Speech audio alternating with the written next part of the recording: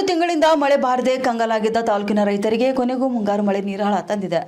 June ತಿಂಗಳು ಪೂರ್ತಿ ಮುಂಗಾರು ಕೈಕೊಟ್ಟಿದ್ದರಿಂದ ಕೃಷಿ ಚಟುವಟಿಕೆಗಳು ಸಂಪೂರ್ಣ ಸ್ಥಗಿತಗೊಂಡಿದ್ವು. ಆದರೆ ಪ್ರಸ್ತುತ ಜಿಟಿ ಸುರಿಯುತ್ತಿರುವ ಮಳೆಯಿಂದಾಗಿ ಕಮ್ಮಲನಗರ ತಾಲೂಕಿನ ಮದ್ದನೂರು ಗ್ರಾಮದಲ್ಲಿ ರೈತರು ಸಮಾಧಾನದ ನಿಟ್ಟುಸಿರು ಬಿಟ್ಟಿದ್ದಾರೆ. ಇನ್ನು ಮಳೆ ರಾಯನ ಆಗಮನವಾಗುತ್ತಿದ್ದಂತೆ ಮದ್ದನೂರು ಗ್ರಾಮದ ರೈತರು ತಮ್ಮ ಹೊಲಗಳನ್ನು ಹದಗೊಳಿಸುವಂತ ಕೆಲಸದಲ್ಲಿ ನಿರಂತರಾಗಿದ್ದಾರೆ. ಮಣ್ಣು ಹದಗೊಳಿಸುತ್ತಿದ್ದಂತೆ ಬಿತ್ತನೆ ಕಾರ್ಯವನ್ನು ಕೂಡ ತೀವ್ರಗೊಳಿಸಿದ್ದಾರೆ.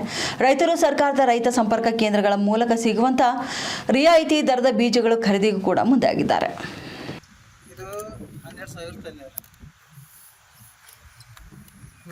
ಕೂರ್ಗಿಲ್ ತಂದೆವು ಬಿತ್ಲಕ್ಕೆ ಹೋದ್ರೆ ಏನದ ಬೀಜ ಗೊಂಬೀಳತ್ತು. ಗೊಂಬೀಳ ಕಡೆಯಿಂದ ಏನದ ಮತ್ತೆ ಇದು ಟಿಕ್ಟಾಕ್ ಅನ್ಕೇಶನ್ ಬಿತ್ಲತ್ತಿದೆ. ಇದು ಅಂದರೆ 2 ಬಟ್ಟಿಗೆ ಬೀಜ ಬೀಳ್ತಾವೆ. ಅದ್ರ ಕಡೆ ಅಂದ್ರೆ ಇದು ಟ್ಯಾಕ್ಟರ್ ತಂದು ಬಿತ್ಲತ್ತಿದೆ.